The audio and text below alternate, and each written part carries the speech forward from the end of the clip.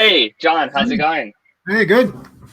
Thank you so much for being here. I'm going to do a quick intro. Welcome, everyone, to Now We're Talking. This is my new live Twitch stream on Vonage's developer advocacy channel. For those of you that don't know me, I am a developer advocate at Vonage, and I'm also the author of the book, The Self-Taught Programmer. And I just wrote a new book called The Self-Taught Computer Scientist that is coming out in July. So super happy to be here with John Long, who is a software engineer at eBay and has over 20 years of experience. And we were actually used to be coworkers. So I worked with John at my first job at eBay as a software engineer. And we're going to be talking about his 20 plus year long career as a self-taught programmer and what he's learned. So welcome, John. It's great to have you. Hey, it's good to be here. We actually go further than back than that, right? We went to the same high school.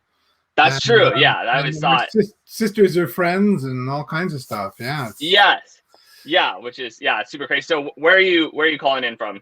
From San Jose, in my home, of course, like everybody else these days. Just awesome. And so all right, we got comments here. So thank you everyone that's joining. We're going to be trying to respond to comments as we go. So let's see if I can highlight them. All right. Hello. Hey, everyone. Thanks so much for being here with us. So you grew up in the Bay Area, right, John? Yeah, I grew up in Palo Alto and Mountain View. Okay, cool. Yeah, same as me. So that's really cool. And so I wanted to ask you, what did you study in college? In college, I studied music. I actually studied French horn performance. I was a performance major. I had a scholarship and everything. Oh, wow. Good. Yeah. So you did music your whole life? I did music from, I did singing and everything growing up. And I started playing instruments in 5th grade. I played almost all the brass instruments, but I really loved horn. Very beautiful. Very cool. And so at what point did you start even thinking about perhaps wanting to program as a career? Well, I started programming. So I was introduced to programming by my dad. My dad, he was a self-taught programmer himself. So that's really cool. He had taken a couple classes in Stanford, and then he had got himself a career. You know, he actually was a anthropology major at Stanford and took a couple computer classes while he was there. Good call. But then he went on to get his master's in divinity and was a pastor. That was his what he was aspiring to. And then, afterwards he found a couple jobs he ended up being bivocational, being a pastor and also working in the tech industry. And he taught me how to program. He got an Osborne 1 in the early 80s. Those were the first portable computer, gigantic, big suitcase things. Look it up. They're pretty fun. And he showed me Pascal. And he showed me how if I could type into the computer the right things, the computer would do things for me. And pretty much from there on, I spent more time trying to get my computer to do things for me than doing them. As homework, for instance, I would get my computer to do it. Everything I could. That's what. Did you have any success getting your computer to do your homework? Well, when you're 6, there's not a lot. You're 6. 6 or 7. One of the first programs I remember writing was just a simple thing that would drill my math facts. Right? It would ask me, because I'm learning addition at the same time when I'm learning programming. Yeah, that's super young. Yeah, that's really cool. Yeah, I want to do that with my daughter. She's 9 months old, so I think she's ready. There you go. Get them started young. So it would ask me, hey, what's 4 plus 5? And I would type in 9 and it would say correct. And that's cool. Funny stories, though, I in order to get it to do different numbers, I wrote the block of code, print line, check, if this, then print, right? Very straightforward stuff. I would copy the entire block of code and then change the numbers in order to add more numbers. That's awesome. That's really cool. And so that's really cool that you got started so early. And so one thing I was curious when I was reading your bio was how come you decided you wanted to go the music route in college and you didn't think about going to software engineering route? And also, just before you answer that, for everyone who's in here, I want to make this interactive. So if you have questions, we're going to do our best to answer them. So drop in your questions in the comments, and then we'll take breaks in between questions to try to answer them. But so what made you want to go into music instead of coding, since you got started so early? I really loved music. I was also very good at music. You know, Yeah. I was Main Street Singers and Yeah. you know, all of the things at Los Altos and honor bands and stuff. And I loved playing horn. I loved the sound of it. I loved playing in an orchestra. Still do. Wish I really missed that. You know, Yeah. it is just hard to capture that any other way. So I really wanted to make a go of it. Could I make a career out of this? You know, I was good. I had a scholarship. It was the Yeah. way I got into college. Oh, that's really cool. I did not have great grades. I had okay test scores, but the scholarship and my music ability what got me into college in the first place, past the admissions and such. So you know there was a lot going on there, and I really did love music. That was for sure. That's really cool. And so, at what point did you decide that you wanted to pivot away from music as a career? Well, so when I was in college, you know, I noticed my teacher at college he played in like 8 orchestras. Wow. He played in like 8 orchestras. He lived in Livermore because from Livermore you can get to just about anywhere in the Bay Area and most of the Central Valley, the northern Central Valley of California. It's this central spot where he played and he was driving constantly and he was just completely working his butt off and just kind of edging by in terms of money. You know? And I saw for him and a lot of other musicians that it had become very much a job and very much, oh, we get to play Beethoven Fifth again, you know, and it had taken a lot of the love out of it. I saw how hard they had to work, and I'd always wanted a family, you know, and I knew that would be very difficult. It just in the end, I you know, a musician, even a really, really good musician makes about what, like in the central, like here in Silicon Valley, a member of the San Francisco Symphony pay scale is very similar to the software engineer pay scale. It's actually pretty similar. And that's like the San Francisco world class. That's the all-stars, right? That's if you do everything right and you get a position there, you'll make about what a software engineer makes based on your experience. Yeah, that makes sense. That's so sorry, continue. And realistically, you know, I was good, but a major symphony, I was probably not that good, and I knew it. And well, sounds like a smart call. One thing I was wanting to ask, were you programming all through high school and junior high? Yeah, I did programming off and on in bouts. So I remember doing one of my science projects I did I wrote a simulation. One of my social studies projects, I wrote a sort of questioning kind of thing to illustrate the Socratic Method, where I would ask you questions and trying to figure out what you were thinking, and then it would learn from your answers. I wrote a lot of you know, like a lot of I've talked with a lot of kids who programmed during the era, a lot of D&D type stuff, character generators and automating the tables of D&D and rolling the dice and all those kinds of things, sort of on and off throughout both. Yeah, and I tried to get my Algebra 2 calculator in high school. That was my biggest challenge. I was not up to it. It was a harder problem than I could solve at the time. Cool. So I actually wanted to jump backwards for 1 second and ask you, so how did your dad do such a good job of inspiring you to have this love of coding? I don't know how much. I don't know. You know, I mean, he loved programming, of course, and he showed me this stuff. And I was I took a lot of it just because I loved it. I loved making it do stuff for me. That's what it came down to. And, you know, he just showed me the right things, and he would always tell me about the things, and he would get me books and feed me. It's been a challenge because my own kids are not nearly as motivated. Right. Interesting. And of course, I'm trying to teach them programming, but it's a lot harder. And they have, of course, one of the problems is all I had was an Osborne 1. This thing says like my phone has a bigger screen. Yeah. You know, and it did text only, and it was monochrome, and it was a keyboard, and you could just sort of stare at it. There wasn't all that much you could do unless you programmed. Right. That's interesting. That's an interesting way to think of it. Yeah. Yeah. Right. You had to work for it. You know, and that work really motivated me, and I found I liked the work. Whereas these days, the kids, you give them an iPad, right? It's like, this thing can do things we didn't even dream of then. Right. Yeah. That's very interesting. Okay, so now we're gonna fast forward again. So you're in college, you're studying music, you decide, okay, maybe this doesn't make sense for me professionally. So how did you get back into programming professionally? So So one thing I had been doing too was while I was in college, I had had a QA job on the side. Like a Will you week. explain what that is for people that don't know? Right. I was testing software. So what happened was my very first job at an office, it was just an office job just to get some money and some experience. Yeah. I was helping fix a computer for the boss, right, and bringing it to this guy who he had bought it from. And the guy, we were talking while he was fixing the computer, and he said, "Oh yeah, I program computers." I was like, "Cool, I like computers." And he said, "Actually, I need some help testing the software I'm writing." And so he hired me. He said, "Can you come in?" He hired me. He ended up paying me for the time. It was quite a lot. After I did really well, I was, and it was database software for clothing manufacturers, right? And my job was to find all the bugs. Yeah. It was in his living room. It was in his living room. Best bug system ever. If I found a problem, I hit print screen, grabbed it off the laser printer, wrote down the problem, and threw it in his inbox.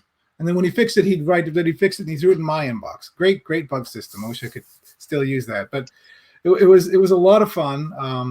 And I did really well. I found tons of bugs. I could really find them out because I had a good understanding of software and fiddling. And he ended up paying me $16 an hour, which was, for the time, this is back in the 90s, late 90s. That's a lot of money. It was a good bit of money. And I was happy to get it for college. Paid for a lot of my college expenses. So was it hard? Oh, sorry. Continue. I've been doing that for a couple of years, right? I've been doing that for a couple of years. And, then when I realized that music wasn't going to cut it and that I kind of needed some money, my dad was currently working in the industry, right? He was currently working in the industry. He had some contacts. He had some people, some temp agencies that he knew. So I started talking with them. I started building my skills in the background. So I started studying C and C++. Because up to the time, now I'd moved on from Pascal to Modula 2. Shout out to all you Modula 2 programmers. It's basically Pascal 2, a better version of Pascal, and there were some good fans. In fact, on the Photoshop team, there were a couple of Modula 2 fans. So I studied really hard on the side, basically in the afternoon. I went through tutorials. I learned a little MFC. I found some good stuff on the web. There wasn't nearly as much good stuff as there is now. And I learned the basics of C and C++. My dad bought me Kernighan and Ritchie. I still have that copy, of course. It's K and R, sort of the book to start with in C++. C, cool. Yeah, that's the C Bible, and I like C. My dad did not like C. He knew I needed to learn it. But he had always been more of a Modula 2, more structured. He did not like C. C was very loosey goosey, very not very expressive to him, at least. But through that, then I got some interviews, right? I got a couple of interviews in the temp agents. Through a temp agency, they got me an interview for this. They needed a temp guy to do some automation work for Adobe Photoshop, and I got an interview. And there you go. That's a huge one, right? So that's opportunity, right? There's the opportunity. But I'd worked hard to prepare. I'd been studying C.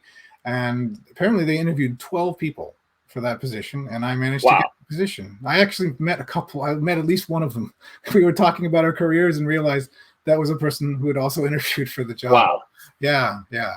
And part of it was, and this is a funny accident, I let loose my salary. I let loose the $16 an hour in a moment of ignorance. Don't do that during interviews, by the way. Yeah. And I think the manager just saw a chance to get somebody really cheap. Yeah, that's actually smart. That's really funny. That could have been the smartest mistake I ever made. It could have really worked out there. So yeah. And so, were they okay with you being a self-taught programmer? Did they have any questions about that during the interview, or? They knew it. I mean, they knew it. They asked me. They were looking for somebody to come in and do some quick work. That was the idea, and so they were willing to give it a try. Apparently, I did well in the interview. They were based. There was nothing like the interviews of today, right? With I wasn't asked to balance a binary tree, or I would have been completely lost had they asked it. Yeah. But they asked me to do some basic programming and show me how a for loop works, and here's some code. What's wrong with it? And find the problems. And then they were willing to give me a chance, which was sort of a thing they did. They would hire somebody temp, and if they worked out well, they would often hire them full time. And that's what happened, right? So I got on there, and I just took to it. I worked really hard. I worked really intensely. I learned from everybody I could.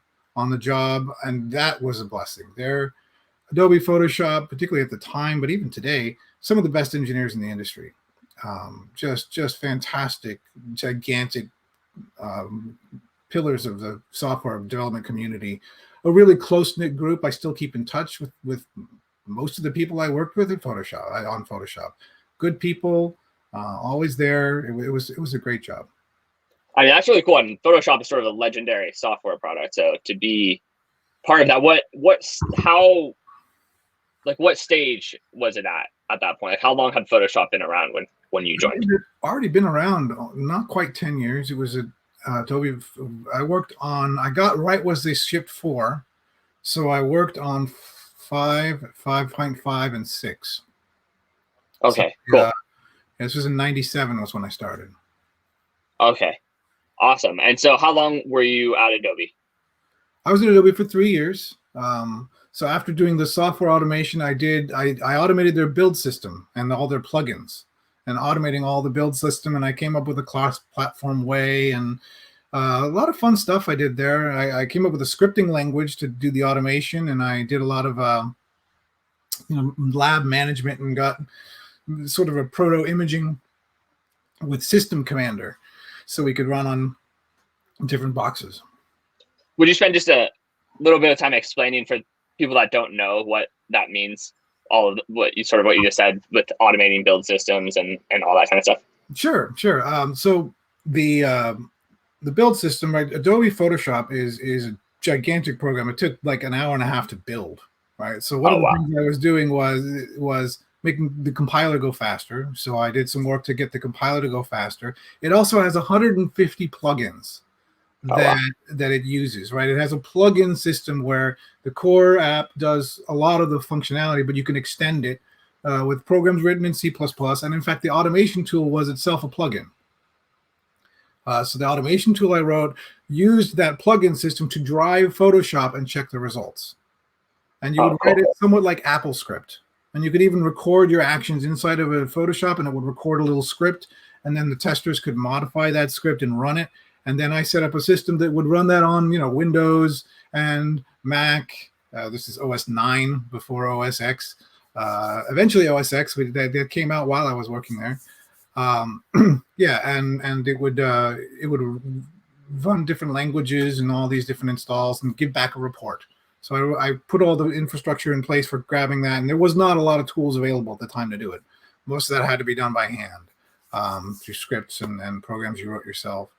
And then I wrote the build system would crank through, and it would find all the different plugins that need to be built and make them into code and then publish them. And it was a pretty complicated system.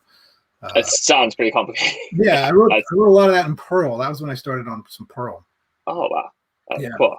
I've looked at Perl. It looks very hard to understand. It's a fun language. I love Perl's interesting because of Larry Wall, the guy who made it. Because he actually is a self-taught programmer. You should, if you don't know about Larry Wall, no, I didn't know that. People should read about Larry Wall. I mean, he is really interesting because you see the people who made languages like CS major, computer scientist, PhD in computer science. Yeah. Larry Wall, like linguist, musician. Like he's a complete anomaly, and he does all these kinds of crazy things. And all these weird side vocations that he has, and he really loves language. The linguistics is what got him into it. He was actually he studied language in college because he wanted to go to Africa to learn the African languages and translate the Bible to them. He's a really interesting guy. He talks a lot about his Christian faith. I share that with him, and that also sort of appealed the language. Yeah. Really interesting guy. You should read some things he's written. No, definitely. Do you still ever program in Perl? No, I don't. Yeah, that's been many years now. Yeah. Interesting. Yeah, that's really cool. I did not know. That's a very interesting story, and I'm always doing just little articles about self-taught programmers and whatnot. So that'd be great to cover him. That's really cool. So so you're at Adobe. Where did you go after that? So I went to a startup. From the people I had met at Adobe Photoshop, right? I met a lot. Like I said, the networking at Photoshop is also priceless, right? The teaching and the networking, the amount of Yeah, I still powerful networks to these days. People running Yeah. startups, CEOs. Right, I mean Bruce Chisholm, who ended up being CEO. I met him, and all kinds of people. Hmm. One of the people went off to do a startup, and they pitched me on it, and I said, "Oh, that sounds interesting." And this is 2000, right? So we're right up against the bubble bursting, and Hmm. I go to the startup, and it it was a good idea. It was a solid idea, browser add-on that would have made actually good money if we'd managed to get it to market. But we started running out of money and funds, and things started getting crazy with the bubble bursting, and our exit was eventually we actually got acquired by Microsoft. Oh, well, that's good that you exited. Yes, we did. We did get an exit. We did get, the founders got paid off. I got a pretty big promotion. That's great. Yeah, I ended up with a really solid title and a salary at when I was at Microsoft, and That's great. that was for So 13 years. I'm going to pause you for 1 sec just to say, if anyone has any questions for John at this point, just type them into the chat box and we can go ahead and answer them for you. I had one question about your decision. Like, how did you think about the risk reward ratio for joining a startup? Because I'm always curious about that. I was young. I Yeah. was really young, right? I was well, at the time I was 23. Oh, Right. wow. Okay. I Yeah. had started at the Photoshop job at 21. Uh-huh. So I was really young. And if you're not taking risks when you're young, when are you going to take them? Mm-hmm. Right. I Okay. had Yeah. no real responsibilities. I had not much to lose. This was a chance. People were making lots of money. So yeah, absolutely. Yeah. That was a pretty easy decision. Although I'm, leaving the Photoshop team was a bit sad. But I Yeah. like I said, do keep in touch. So looks like someone has a question about your time at Adobe. So do you want to go ahead and answer this? How was your journey in Adobe? How did that benefit you? Yeah. Well, I would say from a programming perspective, aside from the obvious connections that I gained, one of the big things I learned was plugin architecture and the separation of concerns that you get from a plugin architecture. It's the ultimate encapsulation. If you build a plugin system correctly, the plugins can't hurt the rest of your code, right? They're a way of, you just define this one API and somebody has to write an API to that and that extension point, and thinking like that and thinking how can I do a plugin architecture has stuck with me for the rest of my career, and it's very very good. The other thing was just basic craft, right? It was a love of craft. The Photoshop team takes and did take their programming very seriously. They did not take a lot of shortcuts. They had a culture of we're going to do this right. We're gonna program this well and find the right ways to do things and use the right libraries. So that was another thing that I got instilled in very early. And the final was just lots of mechanics, things like here's you're writing this yourself in C++. Use the standard template library, which was new at the time. This is a lot better, and just a lot of simple mechanics like that just got me over things that would have been very hard to figure out on my own. Awesome. And we got another question. John, did you face a lot of resistance when looking for a job without a CS degree? So you covered that a little bit, and they want to know about how selling yourself and how to get past the initial gatekeeper. So you covered that a little bit, but if you have any additional thoughts on that. Yeah, well, I haven't had to look for a job very often. Jobs have more or less looked for me since the Photoshop job, right? I had to look for the Photoshop job, and that they were okay without a CS degree, partly because. Hold on one second. No worries. So while we're taking a quick break here, if anyone has any additional questions, feel free to drop them in the comment box. And thanks for coming. Yeah, definitely you can watch the replay later. But if anyone has any questions right now, feel free to drop them in the comment box and we will address them. And you can ask John whatever you'd like and hear his wisdom. So just a quick commercial break here. Let's see. I think the next question that we should cover is something that maybe I can cover. So generally, I always heard of great programmers who started when they were children/teenagers. Sometimes I feel discouraged to begin learning because I do not have a background at all in programming. I'm 26. Is it ever too late? I definitely would not consider 26 too late to start programming. Definitely not.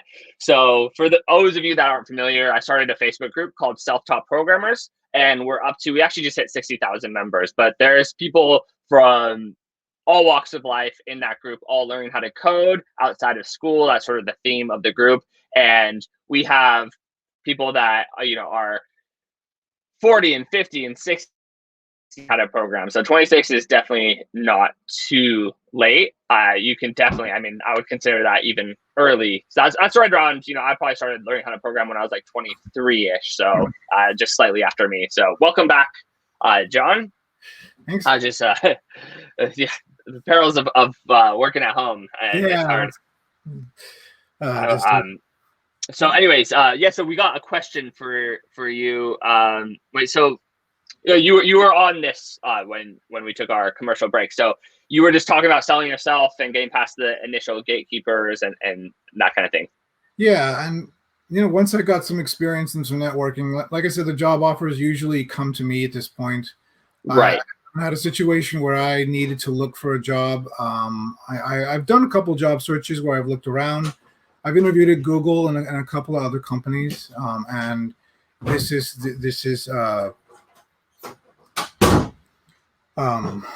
sorry, distractions. I've done the study. I've done the prepping for the what is it, the elite code nonsense. Yeah. Not a fan of it. Not a fan of it. I don't think it has that much to do with good software engineering.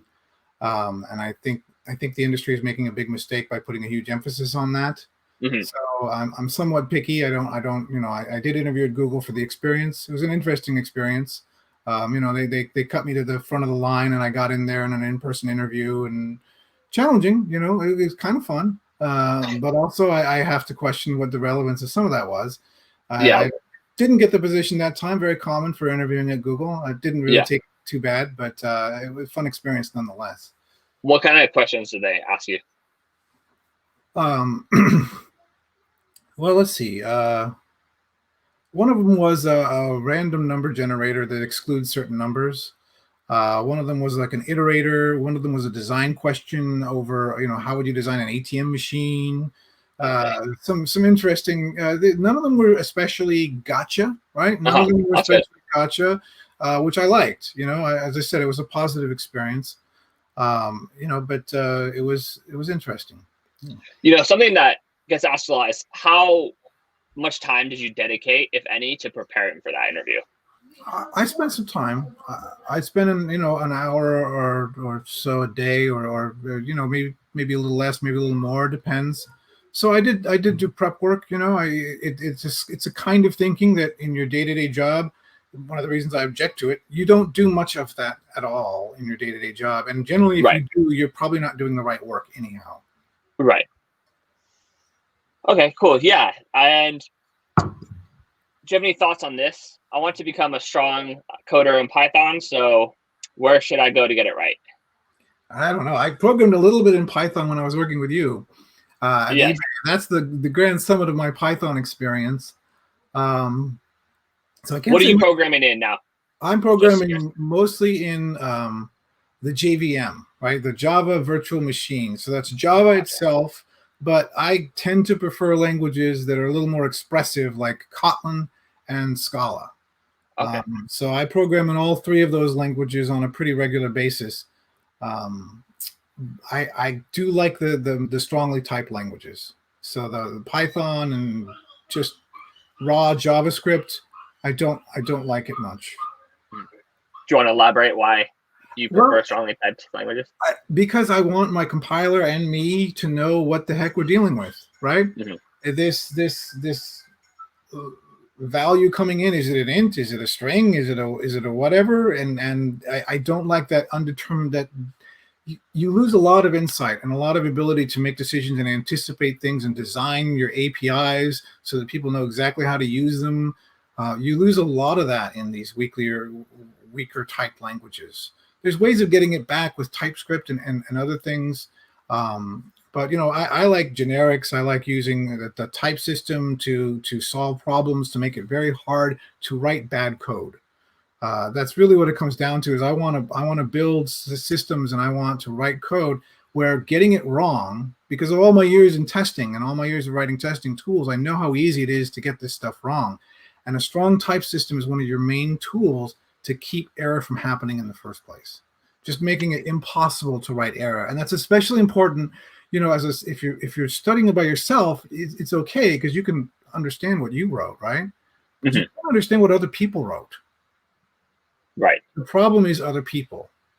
That makes sense. And they're going to have to understand what you write, and they're going to have to write, and you just don't have nearly as many ways to express yourself in a weakly typed languages as you do a strongly typed one.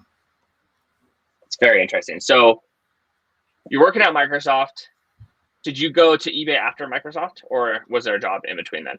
There was no job in between them. I was at Microsoft for quite a while, 13 years. Oh, wow. Yeah, I was at 13 years. I was mostly programming automation software for their TV products. What now is owned by Ericsson, the Media Room project, right? And some cable set-top boxes. I did some coding as well, just live coding and some build engineering again, right when I got there, trying to squeeze our C++ code onto like 384K chips on a DCT 1000. It was which is a cable box by Motorola. It was a real challenge, but it was interesting. And then I wrote a lot of automation, and we did IPTV, early streaming, and then I did 1 year on PowerPoint, and that's when I discovered I did not want to be a lead. I did not want to be a manager. Will you talk a bit about that? Yeah, I think that's interesting. Being a manager is difficult on a couple of ways. For one thing, I tend to care a lot about the people I work with. I tend to build strong relationships with them, and that makes it very hard to be a manager because now you have to deliver the bad news and be the bad guy. And I found that emotionally quite a bit stressful, and that just kind of puts me at a much higher level. I much prefer mentoring and you do that as a manager, of course, but not as much. And ultimately, my job is to mentor. It's not my job to judge whether that worked well or not, right? I may offer comments, but it's not my job to deliver the hard news or do those things. And that was very stressful. The other thing as a manager is there's a lot of meetings. Man, there's a lot of meetings and a lot of details and a lot of this. I like to code. Even today, this is a recurring issue. Is I just want to get in there and I want to write the code, and I don't want to write it well. I don't want to write it sloppy. I'm not just jumping in. But all the meetings, it's like, okay, I have a saying, meetings and design documents and comments, those are all opinion, but code is fact, right? I like that. The code is what it does, and if your code isn't expressive and your code isn't good, all the rest of it, it's not going to help much. So, about when I joined the Photoshop team, I also moved to San Jose and bought my first house, which I'm in now. Same cool. house. And literally 2 blocks away is eBay. So I'm spending every day, I get in the car and I spend 20 minutes to an hour in traffic going to Mountain View where Microsoft's campus is and passing by eBay. And about that time, about a year into when I've been doing that, I got a call from a friend who had been working at eBay. And they were doing eBay Now, which was they've been part of an acquisition. They got acquired, and they were doing this side project where eBay was doing same-day delivery from local stores. And it was this cool opportunity where I could come in and be the sort of test architect that I had envisioned. I can talk more about that if you want. It's a vision of how you run testing in an org. And so I'd love to hear that. Yeah. Yeah, I interviewed and I took it, and the commute was great. It's literally it takes it's like a 10-minute walk if you want, and 5-minute scooter ride, and there's one light in between me and eBay. Not very helpful last year. Still been I can wave at eBay and see it from a distance, but that's about all I get. Yeah. So I'd love to hear about your thoughts on testing and architecture and all that kind of stuff. Yeah, so that was when we met, right? That was when I was on the eBay Now project. That was that you were there, And so my official role was test architect. And my take on the role and how I plan to run it was that you need someone who's thinking holistically about testing and quality in general, right? How do you drive quality? Because there's, like I mentioned, strong typing, right? I mentioned strong typing. That's another way to drive quality in a product. And too much the industry has been focused on sort of developers are going to develop the code and then testers are going to make sure it's good, right? And that is a horrible, horrible idea. Yeah. Because testers can't make the software good. They can discover that it's bad, right? And making good software is a process that starts from the moment you hire and pick your platform and decide your design processes and make critical decisions about languages and how you're going to check in and how you're going to review code and then how you're going to test it and then who's going to test it. There's a whole, and then of course once you're in production, you've got a bunch of things you need to do to make sure it's good, monitoring and the problem is all of that had gotten segmented in most groups. So my approach was you take a holistic view where one person, at least one person, is thinking about the whole scenario, making and pushing different spots here and there, and making sure, hey, somebody's working on this part of it for the instrumentation, and make sure somebody's doing a good job over here, writing the tests, and then jumping in where they see the biggest need and where they can make the biggest benefit. And that was sort of the model I tried with eBay Now. I ended up writing backend software. I'd never written backend software before. That was not something I had done at Microsoft, but it was where the need was. And that was what I had said I would go do. And so I learned back-end programming, and I've actually really enjoyed it. That's what I do now. So yeah, I jumped in with both feet. But the test architect position, I also was helping with, the manual automation and making sure we had good instrumentation. So I was touching all the different parts of the app. Very, very good experience. It was a good team, the eBay Now team. Yeah, it was a lot of good people. I still keep in touch with a lot of them too. Yeah, a lot of self-taught programmers too. Yeah, a lot of self-taught and a lot of really sharp people. Dean, of course, was just epic. Yeah, is he still at eBay or where? No, he's like a CTO at a startup in New York. So, oh wow, that's crazy. Yeah, so there was a guy on our team named Dean, and he was a super talented engineer. And I remember he wouldn't even take lunch breaks. He would be having Soylent during lunch and just still coding straight through lunch, which is just good guy. He worked like crazy, super smart, and a really nice guy too. So Dean's a great. I'd work with him again. For sure. Yeah. And I'm gonna go ahead and address some questions really quick because there's a lot of questions for you. So in your experience, what's better, specialization in a niche or being a jack of all trades early on? You want to try to tackle that one? Yeah. That's a good question. It's a good question. I tended towards jack of all trades. I've done a lot, but I think that is a good place to start. Because you don't know, there's a lot in software, right? There are so many different things to learn, right? There's testing, there's backend, there's front end, there's apps, there's we know all the different parts of software engineering, and so you don't know which one's really going to speak to you. And the experience you have in one is something you can bring to another. So I would say if you get a chance when you start, you definitely want to try and learn a lot. But there is a risk there of only going shallow. There's a risk of only going shallow and not really learning deep. And when you learn deep on one subject, that also transfers to other subjects because you learn what you have to learn. So I think it is good to start with trying a bit of here and there, but don't resolve to stay there. Resolve to also find something that you will get really good at. That's a great answer. All right, let's do one more. So I think some people are, they see that you work at and do work at very big companies. You work at Microsoft, you work at eBay. So this question was, we've already answered that, but how can I work at a big company, I think is the question here. How can I get in? Well, I mean, the big companies, you probably know more about this than I do in the end, right? As I said, I haven't spent a lot of time looking for jobs. That's right. I have more or less had the jobs through the connections that I had.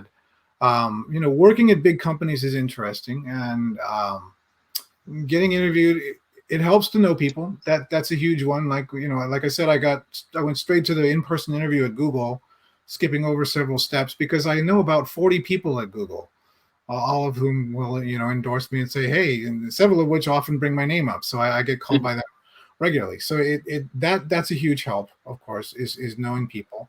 And you can know people now. We did not have this back in the day. Now you have open source projects that you can contribute to, right? And you have I think that's great advice. Involved in, and now you can know people through some work outside of just work, and that's a great place to start if you want to work at these bigger companies. Is build a name for yourself, but also build real connections with real people. That's very good advice. If anyone has any more questions for John, by the way, just drop it into your question in the comment box, and we will do our best to get to them. I'll go ahead and tackle this. Do big companies like Google and eBay hire remote workers? So I'm at Vonage, which is a big company, and I'm working fully remote. Our whole team is remote, so that's super cool. I'm assuming everyone at eBay is remote right now because of the pandemic, but are you going to stay remote? That's the big question, right? Is what's the industry going to do now? That we're looking at, June 15th, they say in California, and who knows where else or when else. What are we going to do about remote work balancing and going back into the job? It's a huge question, and I'm not sure. There is still advantages of being in person, right? There are still big advantages to being in person and helping people in person and seeing their faces and socializing and building those relationships that matter so much. Still a lot of value in going in person, but then again, there's a lot of value in meeting like this. Most of the people I work with are in Oregon. Some of them are in Texas. We have people, I don't even know where people work anymore. Right? Yeah. The only time it comes up is when they're in a different time zone. So we have some New York people, and you got to remember that their afternoon ends sooner. Yeah, no, absolutely. And so I'll just talk about my experience working remotely. I work at Vonage, as I mentioned. This is Vonage's Twitch channel. So if you haven't followed, by the way, we have a lot of great content. So make sure to hit the follow button. We have a bunch of developer advocates that create content for this channel on a weekly basis. But I was hired remotely, and so I will be staying remote. Our team is distributed throughout the world. We have a lot of team members in London. We have someone in Israel. We have someone in Greece. So that's been really cool. And I'm personally a huge fan of remote work. There definitely is value in being there in person, but just for me personally, I've been doing it for a long time. I was working as an author for a while, so I was completely remote there, and now I'm doing this. So I really like remote work, and I think it's a big advantage to be able to meet people from so many different countries and work with people from so many different countries. That's been, very cool for me, and I like it a lot. So definitely a lot of companies do hire remote. Vonage is hiring. If you happen to be a very good Python developer, we're actually looking for a Python developer advocate right now. So drop a message or a comment, or check out Vonage's website if you are a Python advocate and you're interested in that. So we definitely hire remote, and I'm sure eBay is hiring remotely as well. So yeah, that's a great question. And yeah, like I said, if you have any other questions for John, leave them in the comment box. So all right, let's keep moving forward here. So you switched from testing to back end. I didn't know that. That's awesome. How are you liking that? I'm liking it a lot. So one of the reasons I stayed in test for so long, so you get there's a little bit of imposter syndrome there, right? I mean, there's a little bit of, and you've been working in test and you aren't really good enough to write the production code. You get a little bit of that in your head, and I recommend that if you do get into testing, don't let that get into your head, right? It's not the truth. The fact of the matter is the production code needs me even more. I like testing, and I like an attention on testing because it's been neglected, right? And that is certainly what kept me there a long time, was that all our best engineers end up being engineers. They don't solve testing problems. And I think the industry has somewhat been hurt by that, and it's a bit of a shame. But at the same time, there is so much quality to be done. But actually, one of the things that got me to it was, with testing, you can move fast. When you're writing code, you can write code fast and get it out there, and you don't have to do a lot of meetings, and you can write a lot of code, and that's actually a good reason to go into it. If you're looking, that's a great reason to go into it, because it's a great way to get experience fast, right? There's nothing absolute. I will say this again later. There is absolutely nothing better than just sitting down and writing good code to learn how to do good code. Nothing will replace the hours and hours of staring at this code and saying, this code is ugly. How do I make it not ugly? And figuring that out 100 times, right? So like it becomes automatic. Your brain will start to wrap around all kinds of new ways to do that. And you get to do that a lot more in testing, interestingly enough. That is interesting. It's hard to carve that out in when you're writing production software, particularly with sort of old style production software, where you have to have a big release, and the sort of the waterfall or badly done agile, and the code base is very brittle. It's like, oh, don't touch that, don't change that, it might break, because we don't have unit tests, and that always repelled me from release engineering, from release software. But I've been able to carve out a team and a way of working at eBay eBay's made huge strides since you've been there in agility and velocity and better frameworks, and some of that I wrote. Some of that we have a continuous delivery tool that I wrote, at the company that everybody uses. It is that accelerates, and runs all your tests and pushes it out to all the different environments, and then runs more tests on it and gives you a summary of everything. And it's a great continuous delivery framework that we have, and that's really important to being able to go fast. So absolutely. Once we had started to solve those problems, basically I spent the first 5 years at eBay helping solve those problems. And now I've spent, not quite 3 years, but coming up on 3 years, using the solutions that I made and writing software fast, which has been really exciting. That's been fun. Using languages like Kotlin and Scala so that I can go a lot faster than stodgy old language like Java. That has been exciting, and right now, right in the thick of shipping software, it's very customer focused. We're focusing on getting things out for the customer quickly, not as many meetings, not as many get this right, get this wrong stuff. So it's been fun, and I've been able to do a lot of advocacy inside of the org, inside of the company, for languages like Kotlin and good development practices and mentoring. That's really it's been a nice experience over the last couple of years to change focus. That's awesome. I was wondering if you could talk a little bit more about your experience mentoring other developers. Yeah, so it's something I've done a long time. It's something I've done a long time, because by remaining in test, I've often been the senior developer in the testing area, right? Mm-hmm. The best developer in the testing area. So I have often spent a lot of time mentoring people who are even more junior than I was. Even a couple of years in, even at Adobe, we had Photoshop had a habit of doing this and finding people, and so I carry that habit on once I got some experience by hiring people and mentoring them. I really love it. To me, when someone's listening, now of course, the hard part is when you got people who won't learn, and people who are resistant and who think. But I don't see that from self-taught programmers very often, right? Self-taught programmers. Yeah. I like to hire self-taught when I can. Hard to find the resumes, particularly here in the Bay Area. And I'm always talking with our screeners and making sure, hey, you're not screening by CS degree, are you? Because I'm going to take that personally, right? Yeah. I'm going to decide whether to hire these people, but you would say I couldn't work here, right? Yeah, so I'm always making sure that. But I would, some of the people with degrees have been the rigid ones. Interesting. You can't do that, and I like doing it the way I've been doing it, and that gives me a lot of stress working with a team like that. Working with a team that's receptive and learns and talks together and moves.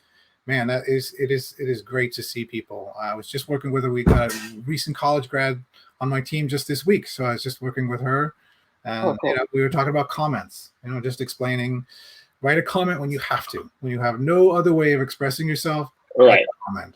Yeah. She had been, this is one of the mistakes people make when they get started.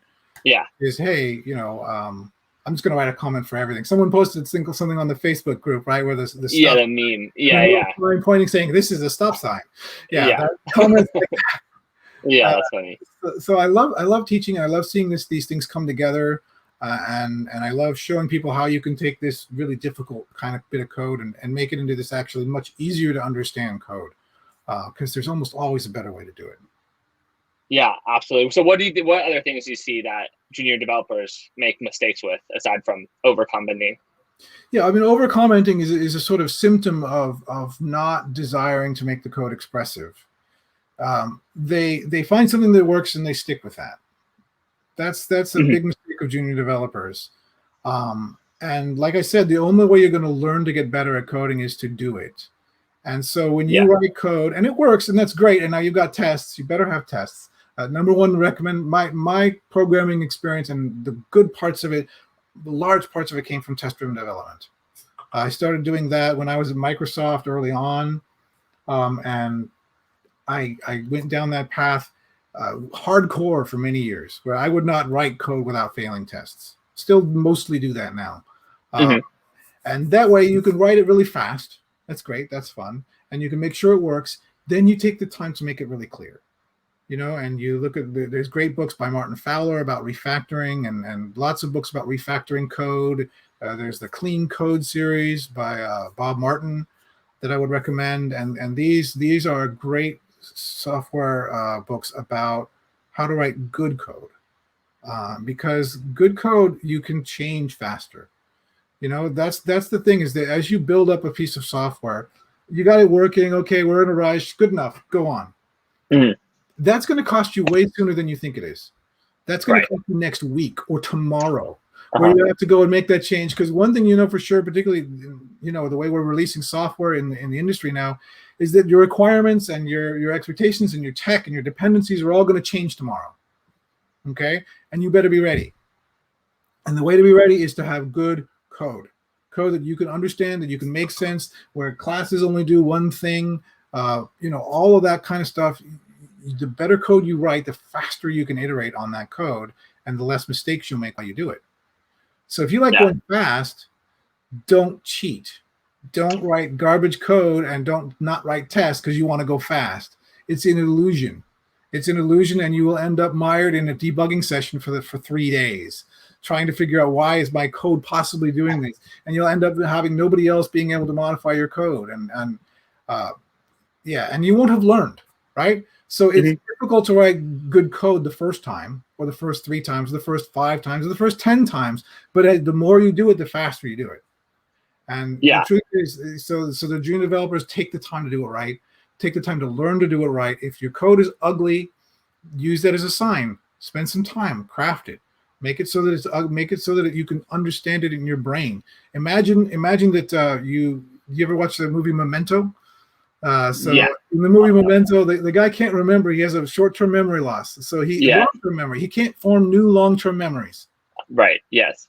So you have to write code like you won't remember it tomorrow. I love that. That's right. That's like you're going to look at it tomorrow and completely forgot that you wrote it. And the only thing you're going to have is the code in front of you. That's great. That's very great advice.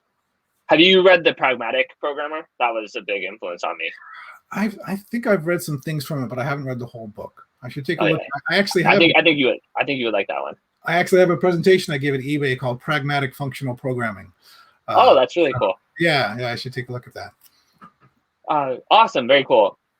I had something that I wanted to ask you, and now it's leaving me. So I'm going to do the comments really quick. And as I've said multiple times, if you have anything for John, drop it in the comments. I'm actually going to go ahead and take a stab at this just because you said you haven't done Python in a while. I love Flask. That's my favorite web framework. So you might want to check that out. Of course, there's Django, Flask, and a bunch of other frameworks, but I really like Flask. Oh, I know. I remembered what I wanted to ask you. So are there any technologies that you're really excited about? It doesn't have to be programming, but just technology in general. Well, I mean, I am excited about Kotlin as a language. I think it's you're talking about Pragmatic, IntelliJ, and JetBrains. JetBrains is the company that makes IntelliJ and Kotlin. They're a very pragmatic company. I'm on their website. Oh, okay. PyCoders. Oh, no, PyCharm. If you go to PyCharm, they got a quote from me on their website. So I thought that was pretty cool. Oh, that's cool. That's cool. Yeah, they're very pragmatic. I like their approach, and I like their language as a result. It is a very pragmatic language. Scala gets a little academic. Interestingly enough, I'm more academic than most of my college-educated peers. I like the functional programming and all the math involved, but it's not for everybody, and it's kind of hard to make in your day-to-day work. Make it work. But Kotlin is a really good balance, well-balanced language moving forward. It's easy to write the kind of expressive code that I'm always looking for. And I have enough tools that I can write really good expressive code without being inaccessible to other people. And I think that balance is really promising as a language. It's also very similar to Swift and C# in a lot of important ways. So what we're seeing is sort of a coalescing around a certain set of shortcuts and expressiveness, and what you end up with is, when I first started, I hated C++ because it was a pain to do anything. Right? I like the structure now. I like the structure. Dynamic type languages are very attractive because you can get things done fast. But what you have now are these hybrid languages, I call them, like C#, Swift, and Kotlin, where you can actually express yourself pretty fast while still also being structured. And that to me is the goal, right? I want to be able to move fast, but I want to be able to move safe. I like that. That's awesome.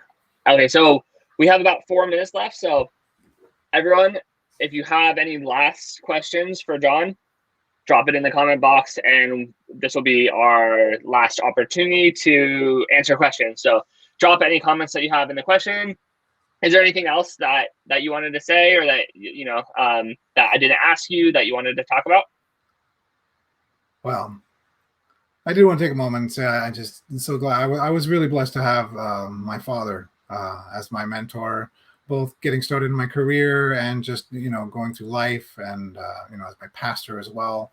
He passed away in November, and it's it's been rough missing him, but yeah. He still programmed even up to the last year here. Whenever he could, he loved programming. He loved to do it. He did it on the side just because it was something that was interesting and fun, and I inherited a lot of that. And it was a great blessing to have him as an example and an inspiration. Yeah, and I was very sorry to hear about that. And I saw in the Facebook group, it was just so much support. That was really cool to see. That was actually really nice. It was great to tell that story and see so many people react on the Facebook group. Great. John, just for people for context, wrote a post about his father being a self-taught programmer in the self-taught programmers Facebook group, and it got just like 1,000 comments and likes, and a lot of people interacted with it. So that was really cool to honor his memory that way. And yeah, that sounds like he was a really great teacher and mentor. And do you think you got your love of mentoring other people through him? Yeah. I mean, I think that he was obviously a mentor to me and to people both in work and his church. And of course, I also have 4 kids, so I spent a lot of time. But I did a lot of mentoring with music as well. I taught music when I was in college, and I did a lot of training of other musicians. So I've always had that interest and passion in teaching others. Very cool. All right, I'm going to go ahead and answer this last question. What kind of books do you recommend reading to learn to code for beginner? Well, I happen to have written a book for beginners. It's called The Self-Taught Programmer, so you can go ahead and check that out. And then John mentioned a bunch of books, Clean Code, and we talked about The Pragmatic Programmer and Refactoring by Martin Fowle. So those aren't necessarily for beginners, but if you want to become a better programmer or learn about testing and writing clean code and best practices, those are some good books to check out. Yeah, once you've learned the basics, right? Once you've learned the basics, and don't write yourself off that you're going to spend years learning the basics, right? When you can write a decent program, start learning about good code. Very cool. So thank you so much for joining me. Is there anywhere that people can find you? I know that you don't have Twitter, so I don't know. You don't have to have anywhere, but typically that's like an easy way people can drop you questions if they have it. But so no Twitter.